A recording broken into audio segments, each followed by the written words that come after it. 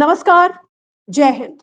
आतंकिस्तान के विनाश का काउंटडाउन जारी है और इसी पर मेरे साथ ऐसा लाइव भारत पर आप देख रहे हैं। मिशन बदला, आतंक के राक्षस का सर्वनाश।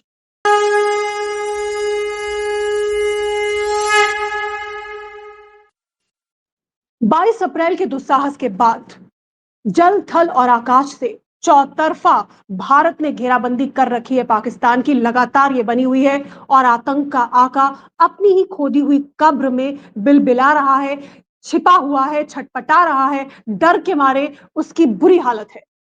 एलओसी पर लगातार सीज फायर का उल्लंघन कर रहा है और भारतीय सेना उसे चारों खाने चित्त कर रही है। दूसरी तरफ भारतीय नेवी, इंडियन नेवी लगातार अपने वॉर ड्रिल्स करके दबाव अरब की खाड़ी में पाकिस्तान पर बनाए हुए हैं। दबाव इतना गहरा है, डर इतना बड़ा है पाकिस्तान पर इसको लेकर कि अब पाकिस्तान ने जो उनका पोर्ट है, ग्वादर पोर्ट, उसको पूरी तरह से मतलब एक तरह से फाइटर एयरक्राफ्ट्स के साथ उसके आसमान पर फाइटर एयरक्राफ्ट्स की तैनाती कर दी है, क्योंकि पाकिस्तान को ये लगातार डर सता रहा है कि भारतीय नौसेना उसका वही हाल करने वाली है जो 1971 के युद्ध में भारतीय नौसेना ने किया था। आतंक के आका, आतंकिस्तान पाकिस्तान, याद है ना तुमको 1971 के युद्ध में क्या हुआ था? कैसे तुम्हारे पीएनएस गाजी को उसकी कब्र बनाई थी समंदर के नीचे, याद है ना? और किस तरह से कराची पोर्ट में कई दिन तक, हफ्तों हफ्तों आग की लपटें वहां फैली रही और धू धू कर वो आपके जो ऑयल फील्ड्स थे वो जलते रहे।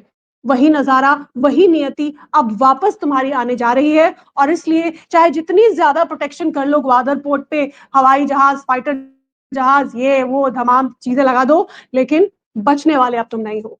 उधर घाटी की बात करें तो 22 अप्रैल के नरसंहार के बाद लगातार नेशनल इन्वेस्टिगेटिंग एजेंसी एनआईए की तहकीकात जारी है, तफ्तीश जारी है और एनआईए के जो चीफ, जो डीजी हैं, वो पहलगाम पहुंचे हुए थे। उन्होंने वहां पर तमाम हालात का जायजा लिया, घटनास्थल का दौरा किया। अब जितनी भी सुरक्षा एजेंसियां वहां पर तैनात हैं, जम्मू कश्मीर पुलिस जो है, जो वहां पर तैनात है, उनसे अपडेट्स लिए, क्या हो रहा है ग्राउंड पर, किस तरह से कार्रवाई हो रही है, किस तरह से धरपकड़ हो रही है। जो आतंकियों के मददगार वहां पर मौजूद हैं, मौजूद रहे हैं, जो हमदर्द हैं, उनकी धरपकड़ भी लगातार जारी है और पूरी तरह से शिकंजा उन पर कसता जा रहा है, जो ओवरग्राउंड वर्कर्स हैं और जो पूरा नेक्सस आतंकियों ने अपना बना लिया था वहां के लोकल्स के साथ, लोकल लोगों के साथ। इसकी पूरी तफ्तीश जारी है।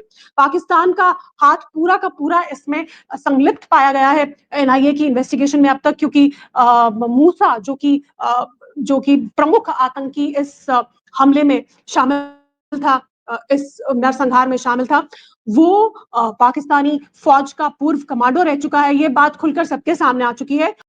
मामले की परतें खुलती चली जा रही हैं और जैसे जैसे परतें खुल रही हैं, वैसे वैसे मुल्ला मुनीर, आसिम मुनीर, पाकिस्तान का आर्मी चीफ जिसने ये पूरी साजिश रची, वो अपने बिल बिला रहा है, डरा हुआ है, सहमा हुआ है।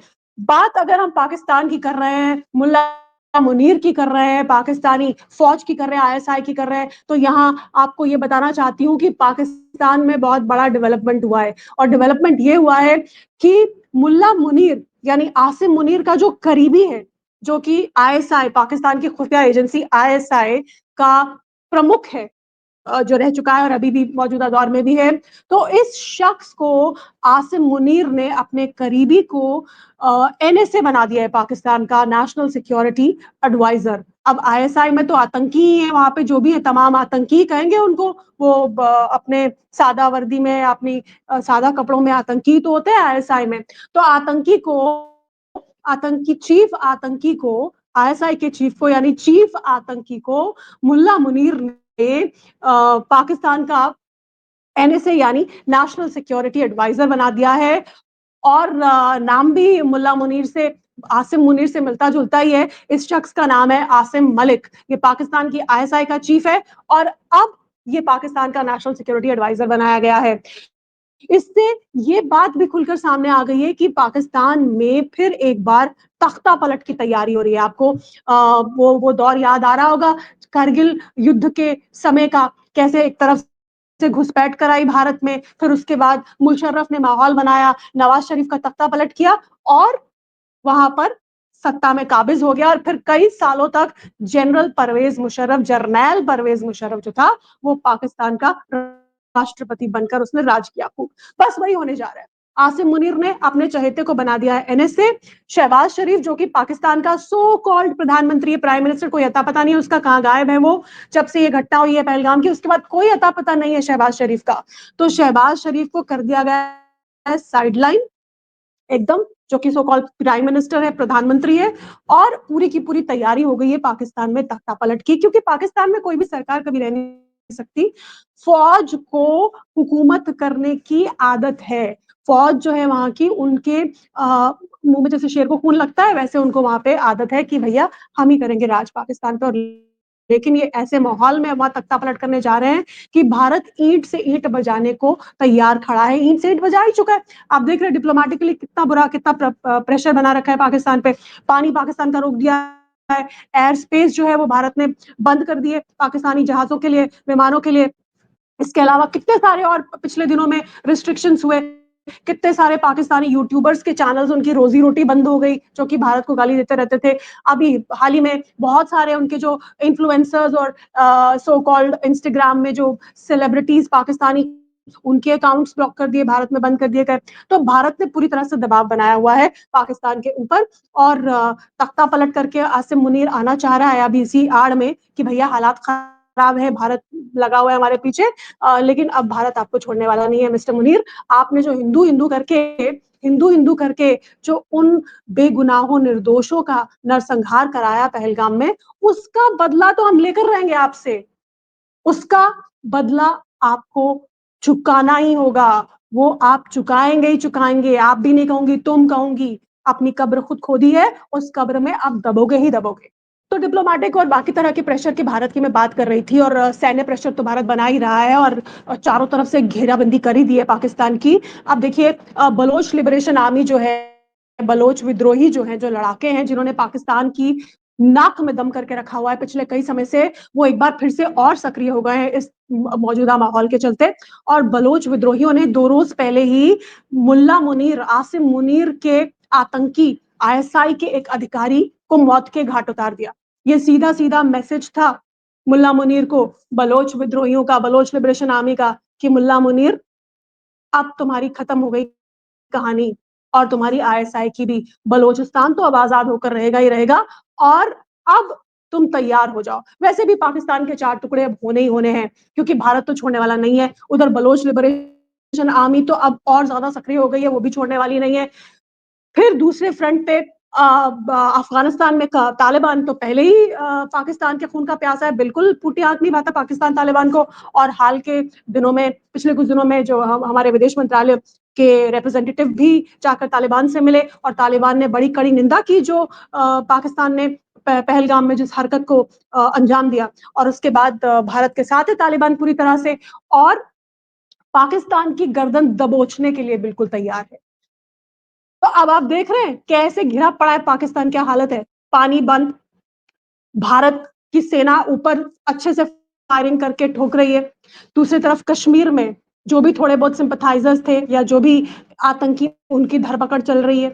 तीसरी तरफ नीचे भारतीय नौसेना ने अच्छे से ड्रिल्स करके ना नाक में दम इतना कर दिया है कि ग्वादर पोर्ट को लेके एकदम जिटरी हुए बैठे, डर रहे हैं कि भैया 1971 वाली हालत हो जाएगी, जो कि होनी तय है।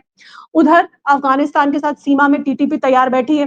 तालिबान पहले ही गर्दन दबोचने को तैयार है, बलोच लिबरेशन आर्मी पहले ही तैयार है।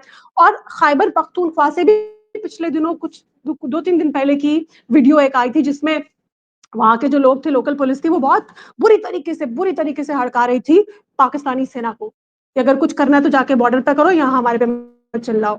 तो 4 टुकड़े होने वाले हैं, इधर खैबर पख्तूनख्वा अलग होने वाला है, इधर बलोचिस्तान अलग होने वाला है, सिंध अलग होने वाला है, और बचेगा सिर्फ लाहौर। और लाहौर तो खैर, वहां पर जो शरीफ साहब बैठे थे वो वैसे ही पहले से साइडलाइंड है। तो क्या हालत होने वाली है पाकिस्तान की, आप सोच सकते हैं, समझ सकते हैं।